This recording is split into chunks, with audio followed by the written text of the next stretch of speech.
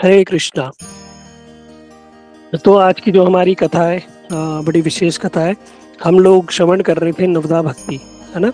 और हमें ये कम से कम पता होना चाहिए कि 9 प्रकार से हम भगवान की, ठाकुर जी की सेवा कर सकते हैं। तो सबसे पहला हम लोगों ने श्रवण किया श्रवणम, जिसमें हम लोगों ने सुना कि किस प्रकार सुखदेव गोस्वामी ने परीक्षित महाराज जी को कथा सुना के 7 दिन में उनको भगवत प्राप्ति हो गई। विमान आया और तक्षक नाग दर्शने से पहले, मतलब उनको दर्शने से पहले ही उनका उद्धार हो गया, कल्याण हो गया। ऐसा क्या किया उन्होंने?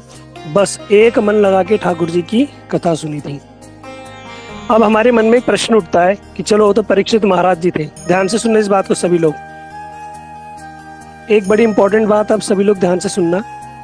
अभी यहाँ पर तो एक प्रश्न उठता है, बहुत सारे लोग कहते हैं, मेरे मन में भी शुरू में जब मैंने कथा सुनी तो मेरे मन में भी डाउट हुआ कि परीक्षित महाराज जी, उन पे तो भगवान की कृपा थी, है ना। उनको तो भगवान ने, उनको वो उत्तर किसके पुत्र थे? उत्तरा के पुत्र थे, है ना।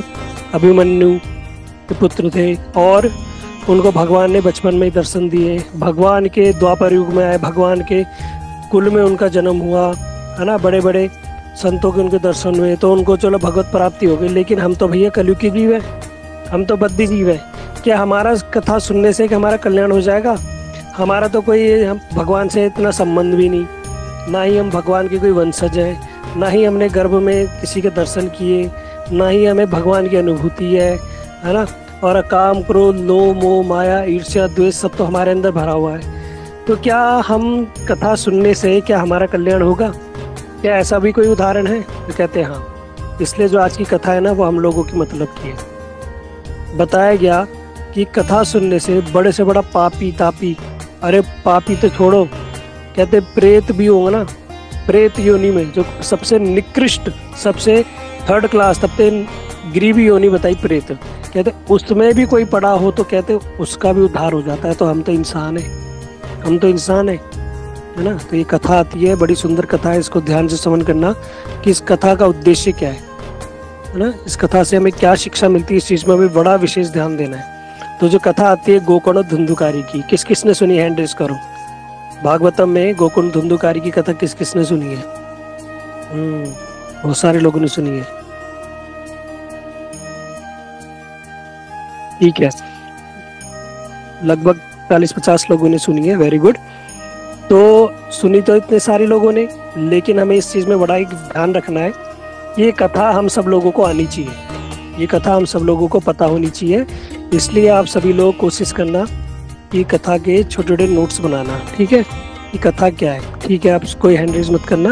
लगभग 50-60 लोगों ने सुनी है, ठीक है, गुड।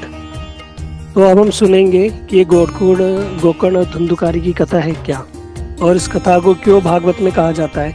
ये भागवत में हम जैसे बद्ध जीवों के लिए ही कहा जाती है कथा, है ना। ये जो कथा है, हम जैसे बद्ध जीवों के लिए ही ये कथा कही जाती है।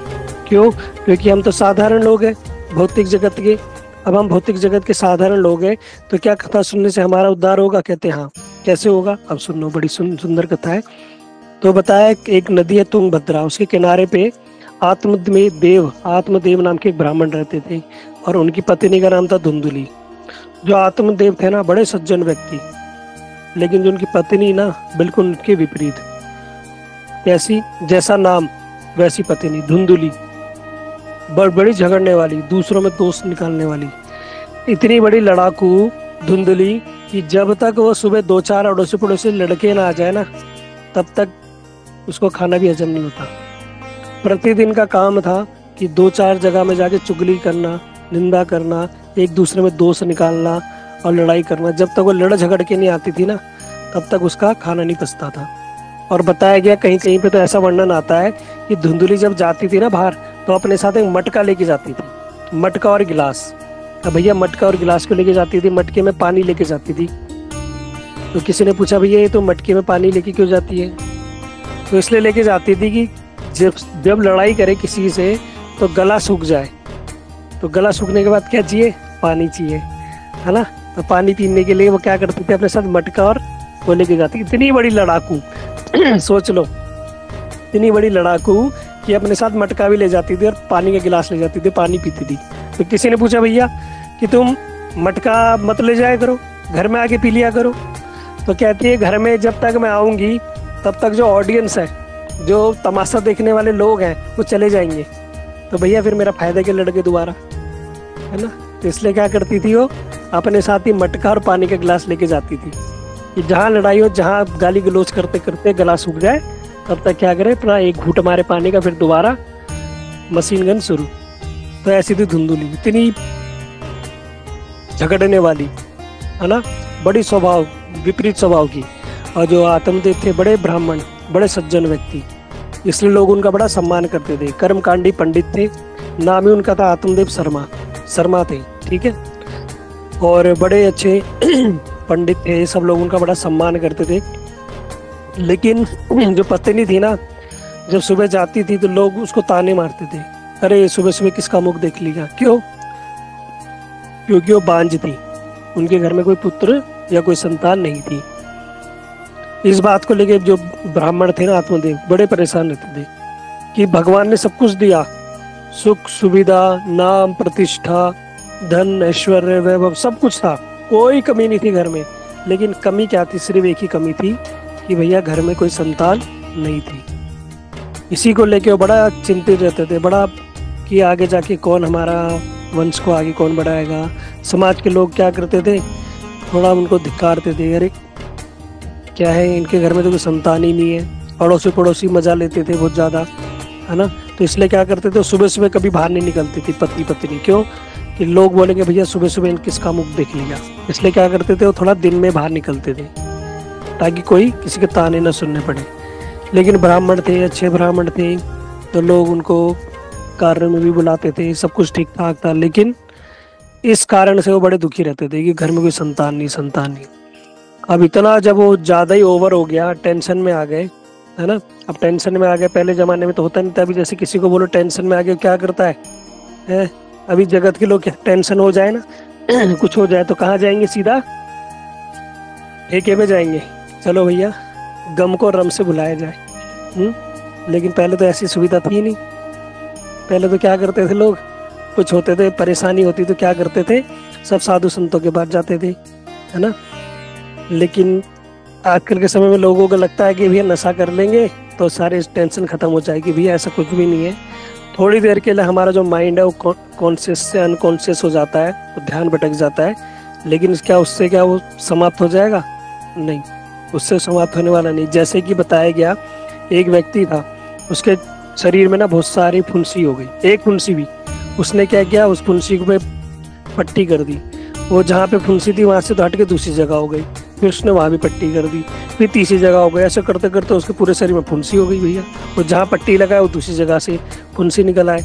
किसी ने बोला भैया ये फुंसी पे पट्टी मत कर, अपना ब्लड चेक करा। उसने जब ब्लड चेक कराया तो पता चला कि ब्लड में इन्फेक्शन है, खून में ही इन्फेक्शन है। तो उसने फिर इन्फेक्शन की दवाई खाई और फिर क्या हुआ, उसकी सारे जो फोड़े फुंसी थे वो ठीक हो गए। ठीक इसी प्रकार का अगर हम सोचेंगे ऊपरी हमें टेंशन हो गई है, हम कोई कहता है मैं आत्महत्या कर लूँगा, कोई कहता है मैं भैया शराब के नशे में हो जाऊँगा, कोई कहता है मैं बातें करना छोड़ दूँगा, कोई कहता समाज से छूट जाऊँगा, तो ये कोई सॉल्यूशन नहीं है। तो उसी प्रकार जो आत्मदेव थे उन्होंने क्या सोचा उस समय, क्या मैं क्या करूँगा, आत्महत्या कर लूँ, अब मैं सुसाइड कर लूँगा। जब कोई रास्ता नजर नहीं आता तो एक ही रास्ता नजर आता है लोगों को, मौत का। क्यों? भक्ति तो की नहीं, भगवान पे भरोसा है नहीं, है ना। इसलिए जो सबसे कमजोर लोग होते हैं ना, वो क्या करते हैं, आत्महत्या का सहारा लेते हैं। और आत्मदेव ब्राह्मण ने भी ये किया, चलो मैं क्या करूँगा, अब आत्महत्या करने चला जाऊँगा। और वहाँ जाके पहले तो जंगल में रो रहे, आत्महत्या करने से पहले रो रहे, है ना। मरना भी कोई बहुत बड़ी भैया कलेजा चाहिए मरने के लिए भी, है ना। सोचना पड़ता है कैसे मरे, अधमरे ना हो जाए, बिल्डिंग से गिरे, पता चल रहा है नीचे हाथ पैर टूट गए हॉस्पिटल में, तो और ज़्यादा मरने से बड़ी बदतर हालत हो गया तो मरी जाओ। जहर खाया, पता चला आते बाते गल गई, हॉस्पिटलाइज हो गए, खाना नहीं खाना पड़ रहा, नली से भी खाना चढ़ाना पड़ रहा है। बहुत सारे ऐसे केसेस होते हैं, पंखा पे लगाया, फांसी लगाई, पता चला पंखा ही टूट के गिर गया, सर पे सर फूट गया, हॉस्पिटल के टाँके लग रहे हैं। तो ये क्या है, मरने वाला भी गट्स चाहिए मरने के लिए भी, कि अच्छे से मरो भैया, मरो तो सही से मरो। ऐसा ना हो कि भैया जिल्लत की ज़िंदगी जीनी पड़ी हॉस्पिटल में। तो अब क्या करें, आत्मदेव ब्राह्मण वहाँ जाके पहले रोने लगे। जब वो रोने लगे तो हुआ क्या, वहाँ से एक ब्राह्मण, एक संत गुजरे, जब एक महात्मा जी संत वहां से गुजरे तो उन्होंने देखा, अरे जंगल में कौन रो रहा है, और देखा वेशभूषा कैसी है, ब्राह्मण वाली। शर्मा थे ना, पंडित थे, धोती कुर्ता पहना हुआ, बढ़िया सुंदर तिलक लगाया हुआ है, सब कुछ। तो जो संत महात्मा थे उन्होंने सोचा, हाँ आज तो भक्त के दर्शन हो गए, आज तो भक्त के दर्शन हो गए। ये क्या कर रहा है, एकांत में जाके ठाकुर जी के लिए रो रहा है? ऐसे संतों के दर्शन तो बड़े दुर्लभ है। और वो गए उनके पास, जाके उन्हें प्रणाम वनाम किया, पूछा आत्मदेव ब्राह्मण से कि क्यों, क्या हो गया, क्यों विलाप कर रहे हो? तो उन्होंने कहा, नहीं ऐसे कुछ विलाप कर रहा हूँ। तो संत समझ गए, कहते मैं जानता हूँ आप ठाकुर जी के लिए विलाप कर रहे हो, है ना, आप भगवान को याद करके विलाप कर रहे हो। जैसा कि हमारे शास्त्रों में बताया गया है, अभी हम नाम जप तो करते, लेकिन नाम जप का हमें पूर्ण फल प्राप्त कब होगा? जब नाम करते करते भगवान का हरे कृष्ण कृष्ण कृष्ण हरे हरे, हरे राम राम राम हरे हरे, नाम करते करते भगवान का जब हमारे आंखों से आंसू की धारा बहने लगेगी, भगवान को याद करेंगे, राधा रानी को हम याद करेंगे, है ना, भगवान की लीलाओं का हमें स्मरण होगा, भगवान से विरह होगा, तो समझना कि आज हमारा नाम अब हो रहा है अच्छे से। अभी तो हो रहा है, अभी जैसे भी हो रहा है वो तो फल तो वो भी देगा, लेकिन तब समझना कि हाँ वास्तव में हमारा प्रोसेस आगे बढ़ चुका है। तो वैसे जो ब्राह्मण थे वो रो रहे थे। अब जो संत उनके पास गए, पूछा कारण कि आप क्यों रो रहे हो, ठाकुर जी के लिए रो रहे हो? उन्होंने कहा, नहीं भैया मैं इसलिए रो रहा हूँ, मेरे घर में संतान नहीं है। महात्मा जी ने सोचा, हे भगवान, मैं तो सोच रहा था भगवान का भक्त है, ये तो भगवान का भक्त है, ये तो बेटे का भक्त निकला, इसको तो बेटा चाहिए। तो संत ने समझाया, भैया संसार में किसी चीज के प्रति आसक्त मत हो, जो भगवान ने दिया ना उसी में संतुष्ट रहो। हमने कथा सुनी है ना पहले एक बार, कौवे वाली, लेकिन आज नहीं सुनाऊंगा, मैं कल सुनाऊंगा उसको, क्योंकि समय हो जाएगा नहीं तो, कि कौवा किस प्रकार बोलता है, मेरे को हंस बना दो, ये बना दो, वो बना दो। इसलिए संत लोग कहते हैं हमेशा संतुष्ट रहो, जैसे भी हो, जिस अवस्था में भी हो, उसमें ही संतुष्ट रहो। जो संतुष्ट नहीं रहता ना, वो जिंदगी में परेशान रहता है। 100 वर्ष की आयु मिली, 50 वर्ष निकल जाते हैं अंधेरे सोने में।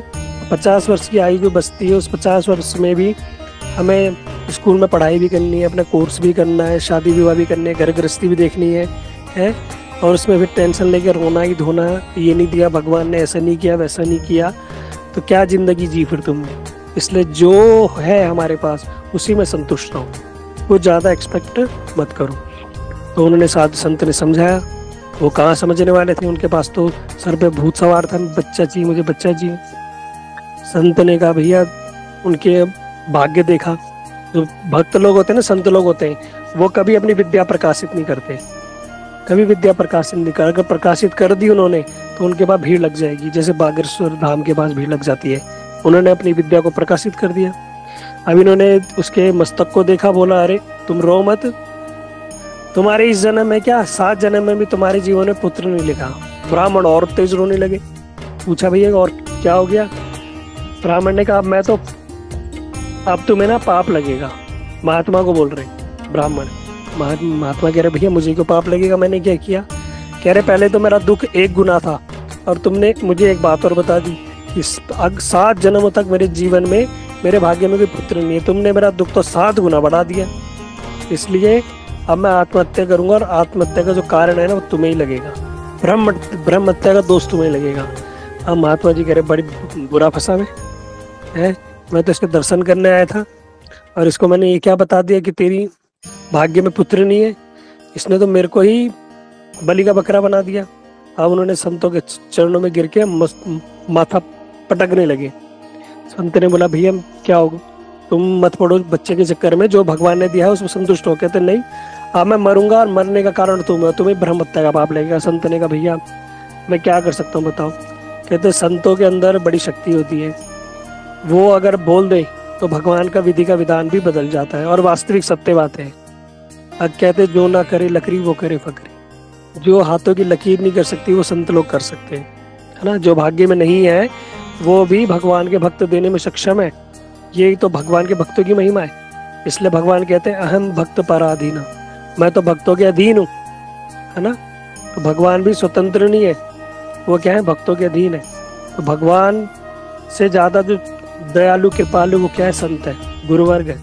ये जो हमारे भाग्य में नहीं है ना, वो भी हमें प्रदान कर सकते हैं। यहाँ तक कि हमारी मृत्यु को भी, जो लिखी गई है उसको भी टाल सकते हैं। इतनी शक्ति है संतों में, भक्तों में।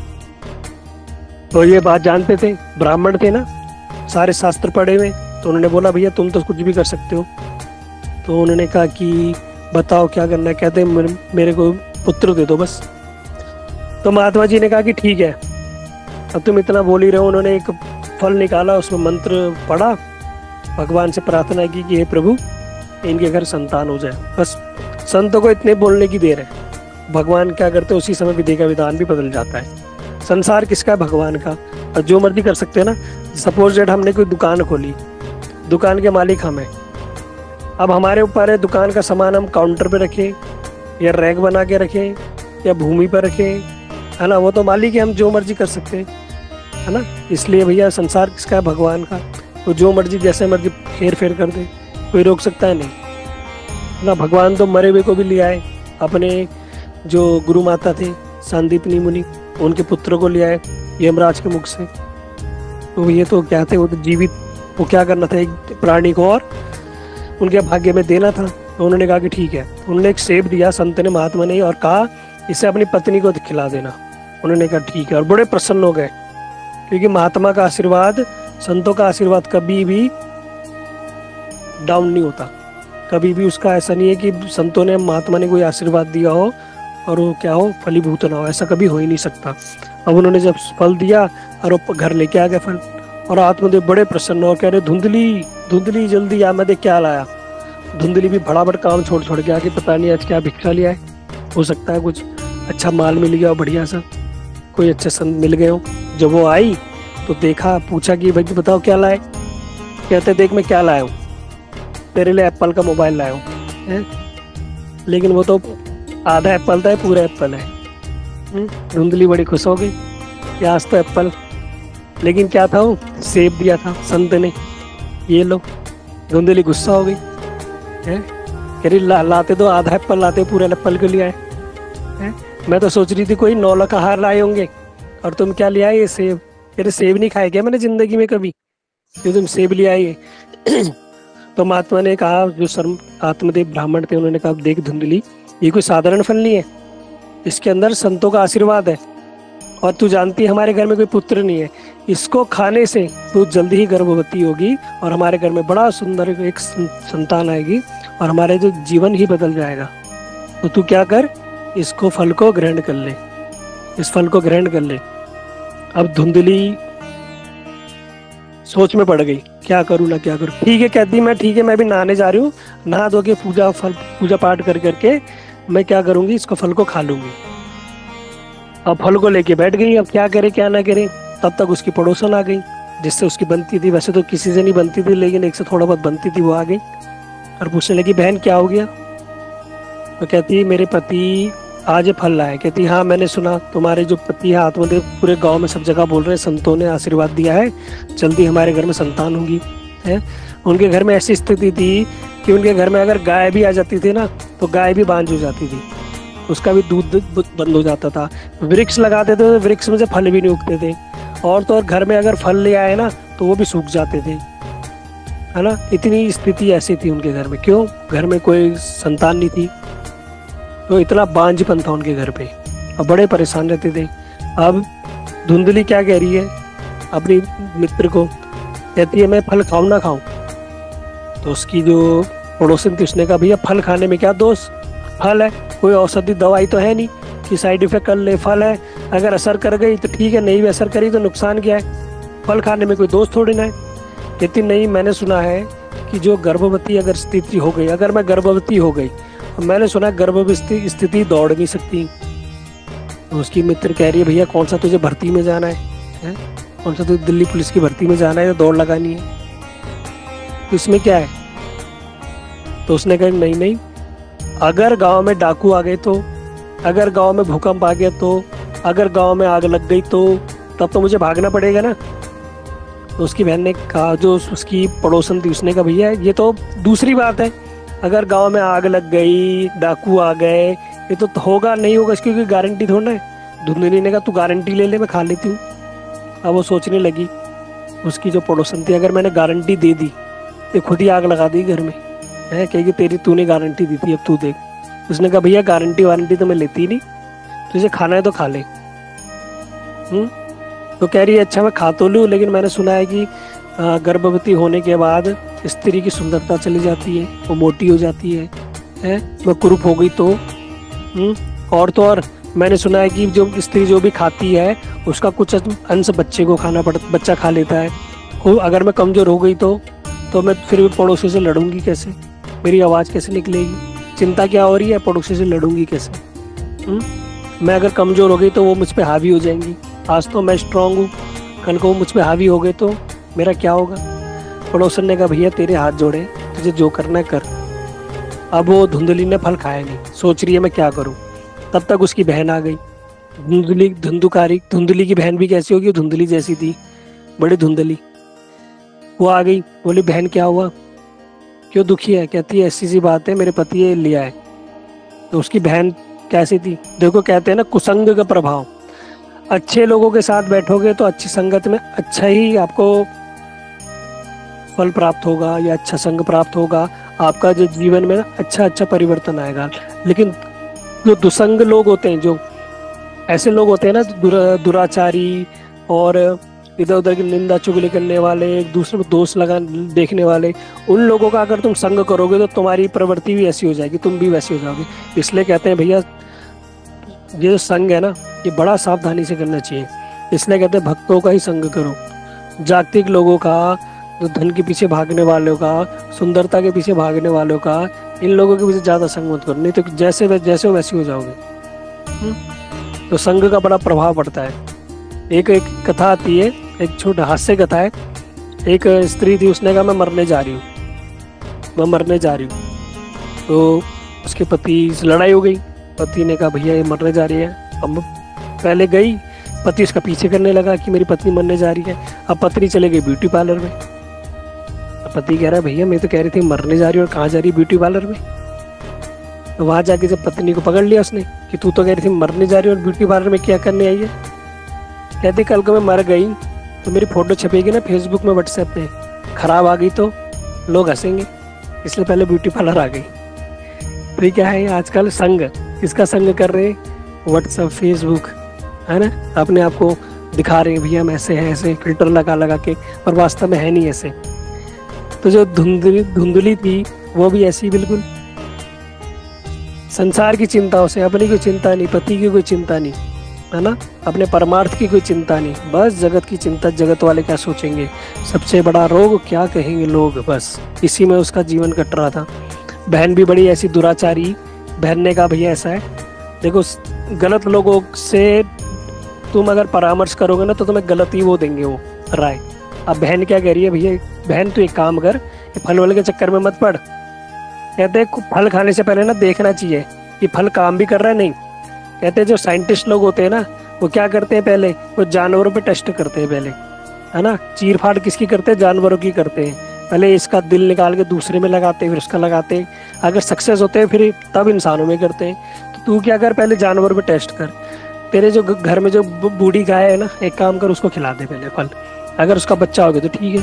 कहती है अरे उसका तो हो गया, फिर दोबारा फल कहाँ से मिलेगा मुझे। बहन ने की चिंता क्यों करती, मैं हूँ ना, मैं हूँ। कहती कैसे? कहती मेरे गर्भ में भी बच्चा है ना, एक को तो मैं, दो को तो मैं घर पे छोड़ के आई हूँ, दो को तो साथ लेके आई हूँ, और एक मेरे गर्भ में है। पूरी क्रिकेट टीम लेके आई थी। तो कहती है मैं इस बच्चे को मैं तुझे दे दूंगी, फिक्र मत कर, इसको मैं तुझे दे दूंगी, लेकिन तू एक काम करी, मेरे पति का मुंह बंद कर दियो, मेरे पति बोले ना।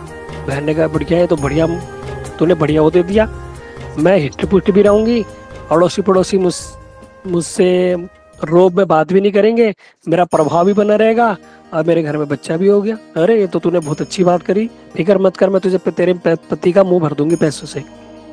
बस डील हो गई दोनों की, कॉन्ट्रैक्ट साइन हो गया। 9 महीने तुझे क्या करनी है, एक्टिंग करनी है। पेट में बांध दिया तकिया वकिया इत्यादि, और 9 महीने तक उसने एक्टिंग की। अब हुआ क्या, जब उसके घर में बच्चा हुआ बहन के, तो बहन वहां ले आई और उसको धुंधली को दे दिया। धुंधली ने भी गई और अपने पति को थमा दिया कि देखो हमारे घर में लड़का हुआ है। और जो आत्मदेव ब्राह्मण बड़े खुश हुए और लोगों को बुलाने लगे, पूरे गांव में चर्चा हो गई कि आत्मदेव के घर में संतान ने जन्म लिया है, और उन्होंने तो बड़े लड्डू बांटने लगे और बड़ी खुशी हो गई घर में सब जगह कि आत्मदेव के घर में एक बालक जन्म हुआ है। लेकिन एक आश्चर्य की बात और, अब जो संतों का आशीर्वाद है क्या कभी निष्फल हो सकता है? नहीं, ऐसा हो ही नहीं सकता। भगवान अगर एक पल के लिए बोलते ऐसा होगा, हो सकता है कि वो ना हो। ये भी शास्त्रों में बताया गया है। ये एक बार भगवान बोल दे कि ऐसा होगा और ना हो, तो कहते हैं ऐसा भी हो सकता है। लेकिन संत अगर बोल दे, अगर भक्त अगर ऐसे बोल दे, कृपा कर दे कि नहीं ऐसा होगा, वो जैसा बोला है उन्होंने तो वैसा ही होगा, वो कभी बदल नहीं सकता। तो इसलिए संतों ने क्या किया था, उस आशीर्वाद को फल स्वरूप में दिया था, तो उसको खाने से पुत्र होगा। तो वो जो फल था उन्होंने किसको खिलाया? अपनी गैया को। तो गैया को खिलाने के कारण क्या हुआ, जो गैया थी वो गर्भवती हो गई। अब जो गर्भवती हुई और उसके गर्भ से भी एक बच्चा उत्पन्न हुआ। और आत्मदेव ब्राह्मण, पहले तो भैया एक नहीं था, आज तो घर में दो बालक। लेकिन जो गैया के गर्भ से हुआ था उसके जो कान थे ना, वो कैसे थे? गैया की तरह थे। तो इसलिए उन्होंने उसका नाम रख दिया गौकर्ण। गौ मतलब गैया, कर्ण मतलब कान, गैया के कान वाला, तो गौकर्ण उनका नाम पड़ गया। अब तो संतों के आशीर्वाद से हो तो बड़ा धर्मात्मा, बड़ा विद्यमान पंडित। दूसरा, जब वो बच्चे का नाम रख रहे थे तो धुंधली बोल पड़ी, अच्छा बेटा मेरा, 9 महीने गर्भ में मैंने रखा, मैंने मुसीबत मैंने सही, टेंशन मैंने सही है, रात भर मैं जागी इसके साथ, तो बच्चे का नाम भी मैं ही रखूंगी। आत्मदेव ने कहा भैया तू ही रख ले नाम है। तो उसने नाम रखा उसका धुंधुली। धुंधुली नाम था तो उसका नाम रखा धुंधुकारी। बेटे का नाम भी वैसे ही भैया। आज जो धुंधुकारी, जो गौकर्ण थे बड़े विद्वान पंडित, और जो धुंधुकारी महाखल मतलब इतना उत्पाती, बचपन से इतना उत्पाद कि उसने पूरे गांव में जो धुंधली का नाम ऐसा रोशन किया, जो धुंधली नहीं कर पाई वो बेटे ने कर दिखाया। बेटा इतना बड़ा कि लोगों के घर में चोरी करता, एक के घर का चोरी करके दूसरे के घर में रखा था। अपने घर में तो नहीं लाया, पहले शुरू में एक के घर से चोरी की, दूसरे घर में रखाया, और दोनों में फूट पड़ गई। तू मेरे घर का सामान कैसे ले गई? वो कहती तू मेरे घर का सामान। बहुत वहाँ लड़ाई बच गई है। झाड़ू पे झाड़ू चल रहे, जूते चप्पल चल रहे खूब। अगर कोई पकड़ में आ गया, अगर ये पकड़ में आ गया, एक बार आ गया धुंधुकारी पकड़ में आ गया कि ये चोर आ रहा है, और जिसने पकड़ में आया उसने उसकी पिटाई कर दी धुंधुकारी की। धुंधुकारी ने ऐसा बदला लिया, उसके घर का बच्चा ही को क्या करा, गला दबा के कुएं में फेंक दिया। अब भैया गांव वाले परेशान, किसने करा? लोगों के घर में आग लगा दे, चोरी करे, अंधों को गलत रास्ता दिखा दे, गांव में लोगों के खेत चला दे। इतना उत्पाती ऐसे से काम करने लगा। लेकिन लोग सोच रहे अरे भैया ये तो उसका बच्चा है, इकलौता बच्चा है, इस कारण लोग उसे थोड़ा छोड़ देते। अब वही जो आत्मदेव थे, कथा तो बहुत लंबी, इसको मैं शॉर्ट में बता रहा हूँ क्योंकि समय नहीं है। तो जो आत्मदेव थे पहले तो रो रहे थे मेरे घर में बच्चा नहीं है, और अब इसलिए रो रहे कि मेरे घर में भैया ये क्या उनसा कपूत आ गया है। क्यों भैया, इससे बढ़िया तो मैं निसंतान ही बढ़िया था। इसलिए कहते हैं भगवान ने जो विधि का विधान बनाया ना, जो तुम्हारे भाग्य में है उसी में संतुष्ट रहो। भाग्य से अधिक मांगोगे, जो तुम्हारे भाग्य में नहीं है वो क्या करेगा, वो तुम्हें कष्ट ही देगा, इसलिए बताया कि जो मिले उसमें संतुष्ट रहो। अब आत्मदेव ब्राह्मण जो थे रो रहे, पहले तो इसलिए रो रहे थे कि मेरे घर में बच्चा नहीं, तब आत्महत्या करने जा रहे थे, और अब इसलिए आत्महत्या करने जा रहे हैं इसने मेरा नाम ही डुबो दिया। राजा के सिपाही कई बार पकड़ लेते, लेकिन सोचते भैया आत्मदेव का बेटा तो छोड़ देते हैं। लेकिन इतना उन्होंने परेशान किया, पूरे गांव में नाम बदनाम हो गया। कोई ऐसा काम नहीं किया जो उसने ना, चोरी करना, नशा करना, वैश्याओं का संग करना, हर दुराचार करने लगा। पूरा ब्राह्मणत्व तो अपना नष्ट कर दिया। अपने पिताजी की जो कमाई हुई संपत्ति थी, क्या कमाई संपत्ति, धन भी, और जो उन्होंने प्रतिष्ठा कमाई थी, सब की सब मिट्टी में मिला दी, है ना। लेकिन जो गौकर्ण थे वो बड़े धुंधुकारी, वो बड़े ही धर्मात्मा, और दूसरी तरफ धुंधुकारी उसका ही बिल्कुल अपोजिट। अब जो आत्मदेव ब्राह्मण थे वो आत्महत्या करने जाने लगे, लेकिन गौकर्ण ने उन्हें, आत्मदेव को, फिर वहाँ पे जाके एक गीता सुनाई, जिसको बताया गौकर्ण गीता या गौकर्ण भागवत। उसमें उन्होंने, जो गौकर्ण ने ना आत्मदेव को बताया, बड़े तत्व ज्ञान दिए। तो वहाँ पर भी क्या किया उन्होंने, श्रवण किया। लेकिन पहले संत ने श्रवण कराया कि भैया मत पढ़ो, संसार चक्र में जो है उसी में संतुष्ट हो, मत पढ़ो बच्चे के चक्कर में। तब संतों की नहीं मानी। लेकिन बाद में वही फिर जो गोकर्ण थे, उन्होंने जब संतों के रूप में संतों की वाणी को दोबारा सुनाया, तब उनकी बुद्धि में ये बात घुसी। होता क्या है, कभी कभी जब तक हमारे पे बीतती नहीं है ना, तब तक हम समझते नहीं है। कहते हैं ना, दो प्रकार के लोग होते हैं। एक प्रकार का लोग ये होता है, उससे बोलो अरे वहां मत जाइए, वहां पे भूत है, वो कहता है ठीक है। वो दूसरों के एक्सपीरियंस से सीख गया कि भैया उधर नहीं जाना, उधर भूत है, ये व्यक्ति बोल रहा है ना, ये हमारा अगर उसको उस पर ट्रस्ट है तो वो कहेगा नहीं जाएगा। दूसरा बोलेगा अरे वहां मत जाइए, उधर भूत है, वो दूसरा क्या है, सब बेकार की बात है, कुछ भूत थोड़ा होते, और वो जाएगा वहाँ पकड़, पता चला भूत चिपट गया है, तो क्या करता है दूसरा, वो देखता हाँ, फिर वो आगे जाके बताएगा हाँ वास्तव में था। तो एक होता है दूसरे के एक्सपीरियंस से सीखना, एक होता है वहाँ जाके फेस करना। तो जो एक्सपीरियंस से सीखता है दूसरों के, वो उसे श्रेष्ठ बताए, क्यों, वो दूसरों के एक्सपीरियंस से सीखा हुआ है। तो दूसरों के एक्सपीरियंस का कहने का अर्थ है, जो हमारे साधु संत लोग हैं, गुरु वर्ग हैं, इन्होंने सारी चीज़ें एक्सपीरियंस की है ना, और शास्त्रों में सारा एक्सपीरियंस लिखा हुआ है, इसलिए शास्त्रों में बताएगी ये सब ऐसा नहीं करना, ऐसा नहीं करना, झूठ नहीं बोलना, ये नहीं करना, वो नहीं करना, नशा नहीं करना, मांसाहार नहीं करना। ये सब चीज़ें क्यों लिखी गई है, क्योंकि अगर आप करते हो तो उनका भी परिणाम भी भुगतना पड़ेगा। जो सोचते हैं अरे कुछ नहीं होता, एक जिंदगी मिली है, खाओ पियो ऐस करो, सब क्या किसने देखा है, वही लोग सबसे ज़्यादा पछताते हैं। फिर उन्हीं लोगों को कभी दोबारा मनुष्य योनि नहीं मिलती। इसलिए इस प्रकार के वाक्यों को हमें नहीं बोलना चाहिए। ठीक है, अब इतना सब होने पर आत्मदेव ब्राह्मण को जब गोकर्ण ने समझाया तो वो समझ गए और वहां से भजन करने के लिए इत्यादि निकल गए। लेकिन जो गोकर्ण, जो धुंधुकारी था, वो इतना दुराचारी हो गया कि वो अपनी माँ को ही पीटने लगा। अब माँ की जो उसकी माँ थी गांव में, वो सोचती थी मेरी बड़ी इज्जत है ना, ईगो प्रॉब्लम, वो ईगो था, बड़ा अहंकार था। अब वही बच्चे ने जब दुनिया वालों के सामने अपनी माँ को पीटा के धन दे, पैसा दे, लात मारी, थप्पड़ मारे, तो उसकी माँ का तो वैराग्य आ गया, वो सहन नहीं कर पाई और उसने क्या किया, कुएं में कूद के जान दे दी। कुएं में कूद के जान दे दी। संस्कार नहीं दिया ना बच्चे को, पाल तो लिया ना, खुद के अंदर संस्कार नहीं थी तो बच्चे के अंदर कहाँ से आते। इसलिए बहुत सारे माता पिता कहते हैं हमारे बच्चे हमारी नहीं सुनते, तो वही बच्चे नहीं सुनते जो जिनके माता पिता ने कभी अपने खुद माता पिता की बात नहीं सुनी, ना संस्कार दिए, तो उनके बच्चे कहाँ से सुनेंगे भैया। कभी उन माता पिता ने कभी गीता भागवत रामायण नहीं सुनी, कोई कथा नहीं सुनी, तो बच्चे कहाँ से सुनेंगे। जब उन्होंने ही अपने माता पिता के सुबह उठ के कभी चरण स्पर्श नहीं किया तो उनके बच्चे कहाँ से करेंगे। इसलिए कहते हैं भैया दूसरों को सुधारने से पहले खुद को सुधारो। हमें दूसरों को सुधारने से पहले खुद को सुधारना पड़ेगा। जब हम खुद को सुधारेंगे तो ही हमारा वंश, जो हमारा आगे का जो भविष्य है, जो हमारी संतान है, तो ही उस मार्ग पे चलेंगी। जब हम ही नहीं चलेंगे तो दूसरे कहाँ से चलेंगे। ठीक इसी प्रकार हुआ, जो उनकी माता थी धुंधली, उन्होंने क्या किया, कुएं में जाके जान दे दी, हो गया राम नाम सत्य। अब गोकर्ण जो धुंधुकारी थे, अब वो फ्री हो गया। अब क्या है कि कोई है नहीं ऊपर से देखने वाला, है नहीं, है ना माता ना पिता ना भाई, भाई भी अपना चले गए, कोई मतलब नहीं। अब जो धुंधुकारी था वो इतना बड़ा महाखल, खल मतलब क्या होता है, खल मतलब बड़ा दुराचारी। एक खल का अर्थ ये भी है खाओ और लड़ो, बस उसका एक ही अर्थ था, खाना, चोरी करके खाना पीना, ऐश करना और लड़ना। अब उसने क्या किया, एक नहीं 4-4 5-5 वैश्या को अपने घर लिया है और उनके साथ रहता और क्या करता, अब उनकी पूर्ति भी करनी है, उनको पैसा भी चाहिए, धन भी चाहिए, गहने भी चाहिए, ज्वेलरी भी चाहिए, कहाँ से दे हैं।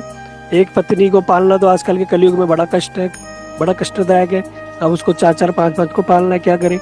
वो क्या करता था, राजा के घर में चोरी करने लगा, राजमहल में चोरी करने लगा और वहाँ से धन चुरा के लाता। अब जो ये वैश्या थी सोचने लगी कि हो ना हो, ये कुछ दिनों बाद ये हमें राजा को पता चल जाएगा और राजा इसको तो सजा देंगे और हमें भी सजा देंगे।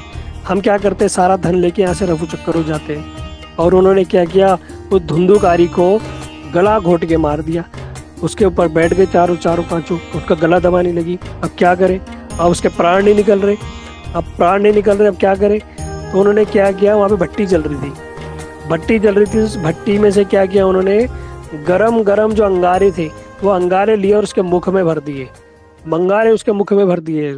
पढ़ना भागवत में, जिन लोगों ने सुनी होगी सुना होगा कि गरम अंगारे को उसका मुख पकड़ के, मुंह खोल के, जबरदस्ती रस्सी डाल के मुंह खोल के अंगारे भर के और ठूस दिए, पूरे गरम अंगारे, और उसके प्राण वहीं चले गए। कैसी स्थिति हो गई वो सोचो, इतने कष्टदायक उसकी मृत्यु हुई। फिर क्या किया, उसको वहीं उसी घर में गड्ढा खोद के गाड़ दिया कि लोगों को शक ना हो कहाँ गया। गड्ढा भी खोदा वहीं, उसी में गाड़ दिया, उसके ऊपर बोरिया बिस्तरा लगा के और वहां से सारा धन लेके रफू चक्कर हो गई। काफी समय तीर्थ भ्रमण के बाद जब गोकर्ण वहां पहुंचे, जब गोकर्ण वहां घर में पहुंचे तो देखा उन्होंने भैया कोई भी नहीं है, माता पिता भाई सब। पता चला कि वो तो भैया उन्होंने शरीर त्याग दिया। भाई का भी पता नहीं, तो लोग कहते थे भैया उसकी मृत्यु हो गई, कि किसी ने मार दिया होगा, लड़ाई झगड़ा तो करते ही था। तो उनके जो गोकर्ण थे उन्होंने क्या किया, सबके नाम का पिंड दान दे दिया। पिंड दान करते ना, जब कोई शरीर छोड़ देता उसके नाम से पिंड दान किया जाता है। पिंड मतलब पीछा, दान मतलब दे दिया, मतलब पीछे छुड़ाना।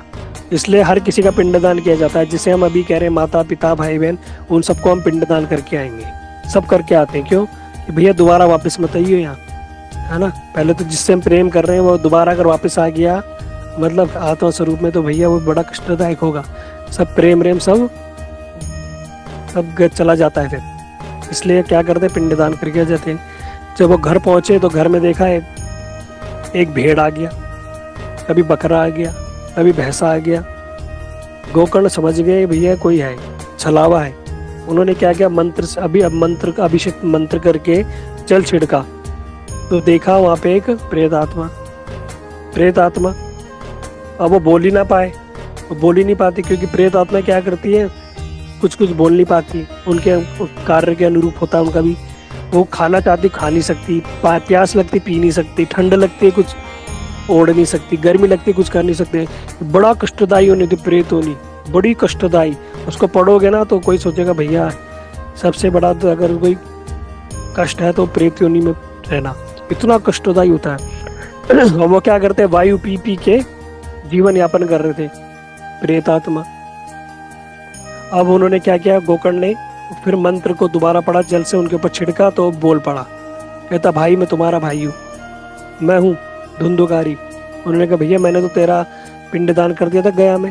कहता तुम 100 पिंडदान भी कर दो ना तो भी मेरी मुक्ति नहीं हो सकती, मेरा उद्धार नहीं हो सकता। कहता ऐसा क्यों, कहते मैंने जीवन भर इतने पाप किए, जुआ खेला, शराब खेली, चोरी की, डकैती डाली, वैश्यों को संग किया, लोगों को हानि पहुंचाई, लोगों के घर जलाए, क्या क्या ऐसा कोई कुकर्म कोई कुकृत्य ऐसा नहीं था जो मैंने नहीं किया, तो जिस कारण मुझे प्रेत बनना पड़ा। तो आप क्या करो, मेरा उद्धार करो, मैं इस प्रेत होने में बड़ा भटक रहा हूँ, मैं बड़ा परेशान हूँ। हैं, उन्होंने जब अपनी स्थिति सुनाई ना भैया, बड़ी खतरनाक स्थिति। अब क्या करें, भाई था तो उन्होंने क्या किया, सूर्यदेव से, तो गोकर्ण थे, उन्होंने सूर्यदेव से प्रार्थना की कि अब एक उपाय बताओ जिसका हमने 100 बार पिंडदान भी कर दिया तो भी मुक्ति नहीं हो पा रहा, अब प्रेत योनि में पड़ा हुआ है, तो कोई ऐसा उपाय है कि जिससे अगर प्रेत योनि में भी कोई पड़ा हो तो उसका कल्याण हो जाए, उसका उद्धार हो जाए। तो सूर्यदेव स्वयं भगवान ने बोला, कौन बोल रहा है, सूर्य भगवान, सूर्यदेव स्वयं इस बात को बोला, तुम क्या करो, भागवत सप्ताह सुनाओ, भागवत सप्ताह 1 हफ्ते का, ये भागवत सप्ताह सुनाओ और इसकी क्या होगी, मुक्ति हो जाएगी। इसके अलावा कोई उपाय नहीं है। मतलब ये भी बोल दिया कि इसके अलावा कोई उपाय नहीं है, यही एक उपाय है भागवत सप्ताह, तुम क्या करो, भगवान की कथा सुनाओ। अब उन्होंने क्या किया, पूरे गांव में गोकर्ण ने अनाउंसमेंट कर दी कि भैया जो तिथि है इस दिन क्या होगा, शुक्ल पक्ष की कोई तिथि थी, मुझे अभी स्मरण नहीं है, उसमें हम क्या करेंगे, भागवत कथा होगी, तो आप सभी लोग आमंत्रित हो। पूरे गांव को बुलाया और धुंधुकारी को भी बोला भैया तू रोज कथा सुनियो, कथा सुनने से ही तेरा कल्याण होगा। अब मरता तो क्या ना करता भैया, वैसे प्रेत नहीं भटक रहा था, अब उसको स्थान नहीं मिल रहा था, क्यों, वायु भक्षण कर रहा था, वायु उड़ा ली जाती थी। तो उसने क्या किया, वहाँ पे गोकर्ण ने एक बांस का डंडा गाड़ दिया, उसके अंदर 7 गांठें थी और उस 7 गांठों के अंदर छोटे छोटे छिद्र होते, उसके अंदर जो प्रेत था ये धुंधुकारी, ये उसके अंदर बैठ जाता था। पहले दिन कथा हुई, कथा सुनने के बाद क्या, पहली गांठ फट गई, दूसरे दिन कथा हुई, दूसरी बांस की गांठ फट गई, ऐसे करते करते 7 दिन तक कथा हुई। 7वें दिन जैसे ही गांठ फटी और वहाँ चमचमाता हुआ एक रथ आया, और जो धुंधुकारी प्रेत था जिसने इतने पाप किए वो उसका देव शरीर हो गया, जैसे देवी देवताओं का शरीर होता है, वैकुंठवासी हो गया, चमचमाता हुआ रथ आया। अब गोकर्ण पूछ रहा भैया तुम कौन हो, कहता मैं हूँ तुम्हारा भाई धुंधुकारी। कहता धुंधुकारी तुम हो, कहता हाँ। कहते कहाँ जा रहे हो, कहता मैं जा रहा हूँ लोक में जा रहा हूँ, इस लोक को मैं ऊपर के लोक में जा रहा हूँ, मेरा कल्याण हो गया, मेरा उद्धार हो गया। हमारी कथा सुनने से। अब गोकर्ण बोलने लगे कि भैया कथा मैंने भी की और कथा सुनने वाले पूरा गांव था, लेकिन प्रेत के लिए ही क्यों रथ आया, इसका ही कोई कल्याण हुआ। ये बात आप समझना, इस बात को आप समझना। कथा वहाँ सबके लिए हुई, कथा सबने सुनी, लेकिन उसका ही कल्याण क्यों हुआ। जिस प्रकार स्कूल में टीचर क्या करता है, सबको पढ़ाता है ना, लेकिन एक बच्चा फर्स्ट आता है, हो सकता है 2 फर्स्ट आ जाए, टॉप कर ले, तो भैया सारे ने टॉप क्यों नहीं किया? क्या टीचर अलग से पढ़ा रहा था क्या उसे? नहीं, उसने उस बात को सीरियसली लिया, उसने उस बात को गंभीर लिया, उसने उस बात को समझा, उसका मनन किया, जिसे हम बोलते हैं रिवीजन। हम बच्चों को बोलते हैं ना, जो स्कूल में सीखा रिवीजन करो, ट्यूशन जाओ, उसका रिवीजन करो। रिवीजन का अर्थ है मनन करना। जब तक उसे रिवाइज नहीं करेंगे, उसको मनन नहीं करेंगे, रिपीटेशन नहीं करेंगे, तो उसका सुनना नहीं कहा गया। इसलिए हम क्या करते हैं, कथा एक बार बोलते हैं। अगर आप अभी मेरी जो मैंने बोली कथा, इसको सुन लिया आपने, ठीक है, फिर क्या होगा, अभी तो अच्छी लगी, लेकिन रात को सोने के बाद सुबह सब भूल गए। इसलिए क्या करो, एक बार दोबारा जो सुबह दोबारा सुन लेगा ना, उसका रिवीजन हो जाएगा, फिर वो फिर नहीं भूलेगा। इसलिए बताया कि शास्त्र में हम जो कलयुग के जीव हैं, अल्प बुद्धि हम लोगों की, है ना।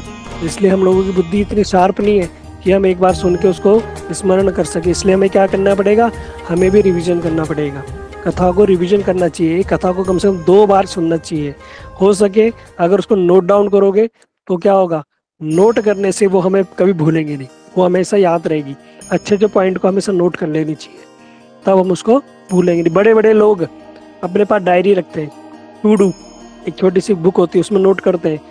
Ambani, Bill Gates, mark Zuckerberg, ये सारे बड़े बड़े लोग, सबके अपनी अपनी एक डायरी होती है। देखना, ये बढ़िया चीज़ें हमेशा ज़िंदगी की नोट करते हैं, उससे सीख लेते हैं। हम सुनते तो हैं, पर हमारे पास लिखने का समय नहीं है, याद करने का समय नहीं, दोबारा सुनने का ही समय नहीं है। इसलिए फिर हम क्या रह जाते हैं। इसलिए बताया गया कि क्लास में जो रिवीजन करता है वो टॉप में आ जाता है, और जो सुनने के बाद भी क्लास में बैठा हुआ है तो भी वो फेल हो जाता है। क्यों? उसका वहाँ ध्यान नहीं है ना। टीचर ने तो पढ़ाया, टीचर ने तो सबको पढ़ाया, लेकिन एक बच्चा टॉप कर गया और एक बच्चा फेल हो गया। तो इसमें किसकी गलती है? टीचर की नहीं, सुनने वाले की गलती है, समझने वाले की गलती है, टीचर की कोई गलती नहीं है। ठीक इसी प्रकार कथा वहाँ सबने सुनी, लेकिन सबने ऐसे ही सुनी, मन किया, सुन ली। जैसे कथा हो रही है, अभी मैंने कैमरा तो ऑन नहीं कराया, कोई रोटी बना रहा होगा, कोई प्रसाद पा रहा होगा, कोई टीवी भी देख रहा होगा, कोई फ़ोन में भी लगा होगा, कोई होंगे तो ध्यान से सुन रहे होंगे, है ना। तो उसका भी फल भी वैसा ही मिलेगा, जो जैसा करेगा उसका फल वैसा ही मिलेगा, है ना। अगर कोई कथा सुन के बैठ गया, इधर उधर चला गया, तो उसको लगता है कि भैया मैं हूँ नहीं हूँ, उससे हमें तो कोई फ़र्क पड़ने वाला है नहीं, है ना। वो उससे उसको ही फ़र्क पड़ने वाला है। इसलिए जो जितना सिंसियर होके सुनेगा, जितना सिंसियर होके समझेगा, उसमें उसका ही कल्याण है। तो यहाँ पर भी हुआ ही ऐसी। तो उन्होंने बताया, पार्षदों ने बताया इस बात को, स्वयं भगवान के पार्षदों ने बताया कि ये जो धुंधुकारी प्रेत था ना, ये भगवान की कथाओं को बड़े ध्यान से सुनता तो था, सुनने के बाद उस कथा का रात भर चिंतन करता था, बड़ा मनन करता था। आज भगवान की ऐसी लीला हुई, भगवान बड़े दयालु है, भगवान बड़े कृपालु है, मैंने तो अपना जीवन ही नष्ट कर दिया, भगवान की भक्ति नहीं की, अरे मैं संसार में पड़ा रहा, क्या करता रहा। ऐसा मनन करते करते उस हो जाता, और मनन करते करते रात भर उठता, सुबह उठता, मैंने आजकल कथा में ये सुना, कल एक कथा में ये सुना। ऐसे करते करते बाँस की जो ग्रंथियाँ थी वो फट गई, 7 जन्मों तक की उसकी जो ग्रंथियाँ थी सारी फट गई। और उसके लिए क्या हुआ, साक्षात भगवान के धाम से विमान आया, और वो देव स्वरूप में प्रेत योनि से मुक्त होकर देवता जैसा स्वरूप प्राप्त हुआ, और वो चला गया। फिर गोकर्ण ने कहा कि भैया हम दोबारा कथा करेंगे। सारे गाँव वालों ने कहा हम भी इस बार ध्यान से सुनेंगे, हम मनन करेंगे। अगले बार दोबारा उसी शुक्ल पक्ष की तिथि को दोबारा कथा का आयोजन हुआ। गोकर्ण महाराज ने कथा करी, और सारे के सारे भक्तों ने कथा सुनी। श्रवण, क्या क्या, सिर्फ श्रवण, अभी भक्ति नहीं की, भगवान की पूजा नहीं की, धूपबत्ती नहीं चलाई, परिक्रमा नहीं की, आरती नहीं, कुछ नहीं किया। इस बात को समझना, ये कलयुग की घटना है। हम जैसे बद्धजीवों की, साधारण लोगों की कथा है। साधारण लोग वहाँ बैठ के कथा सुनी, लेकिन सबने एक मन से कथा सुनी, एक ध्यान से कथा सुनी, कथा को अच्छे से श्रवण किया, उसका स्मरण किया, उसका मनन किया।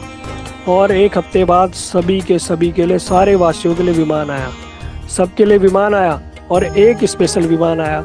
उसमें कौन? स्वयं ठाकुर जी, स्वयं भगवान गोकर्ण को लेने आए।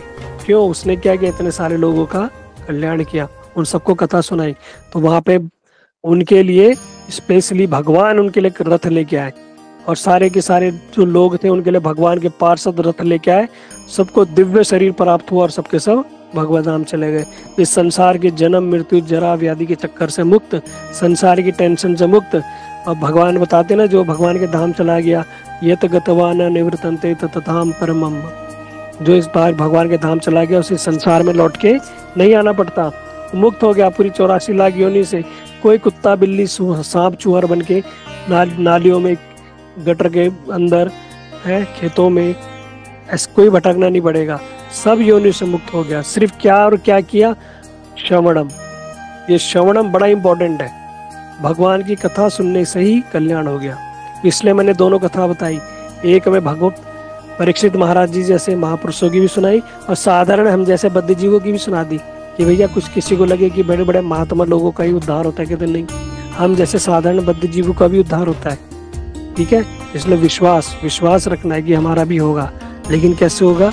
हरि कथा में रुचि बनानी पड़ेगी, नियम पूर्वक हरि कथा सुननी पड़ेगी, समय से हरि कथा श्रवण करना पड़ेगा।